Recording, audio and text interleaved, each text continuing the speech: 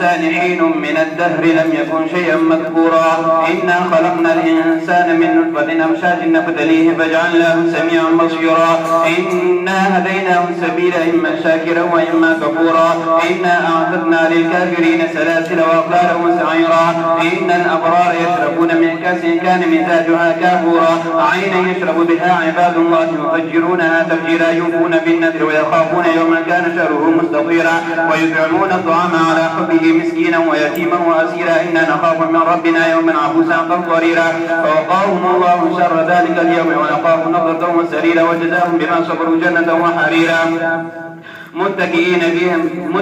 فيها على الأرائك لا يرون فيها شمسا ولا زمهريرا ودانية عليهم ظلالها وذللت قطوفها تذليلا ويطاف عليهم بآنية من فضة وأكواب كانت قوارير من فضة قدروها تقديرا ويسقون فيها كأسا كان مزاجها زنجبيلا عينا فيها تسمى سلسبيلا ويطوف عليهم ولدان مخلدون إذا رأيتهم حسبتهم لؤلؤا منثورا وإذا رأيت ثم رأيت نعيما وملكا كبيرا عاليهم ثياب سودس خضر واستبرق وحلوا أساور من فضة وسقاهم ربهم شرابا طهورا إن هذا كان لكم جزاء وكان سعيكم مشكورا إنا نحن نزلنا عليك القرآن تنزيلا فاصبر لحكم ربك ولا تطع منهم آثما أو كفورا واذكر اسم ربك بكرة وأصيلا ومن الليل فاسجد له وسبح ليلا طويلا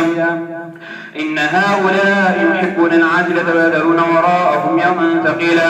نحن خلقناكم وشددنا أسرهم وإذا شئنا بدلنا أمثالهم تبديلا إن هذه تذكرة فمن شاء اتخذ إلى ربه سبيلا وما تشاءون إلا أن يشاء الله إن الله كان عليما حكيما يدخل من يشاء برحمته والظالمين أعد لهم عذابا أليما والمرسلات عرفا فالعاصفات عصفا والناشرات نشرا فالفارقات فرقا فالملقيات ذكرا عذرا أو نذرا إنما توعدون لواقع فإذا النجوم تمست وإذا السماء فرجت وإذا الجبال نصفت وإذا الرسل أقتت لأي يوم أجلت ليوم الفصل وما أدراك ما يوم الفصل ويل يومئذ للمكذبين ألم نهلك الأولين ثم نتبعهم الآخرين كذلك نفعل بالمجرمين ويل يومئذ للمكذبين ألم نخلقكم من ماء مهين فجعلناه في قرار مكين إلى قدر معلوم فقدرنا فنعم القادرون ويل يومئذ للمكذبين ألم نجعل الأرض كفاتا أحياء وأمواتا وجعلنا فيها رواسي شامخات وأسقيناكم ماء فرادا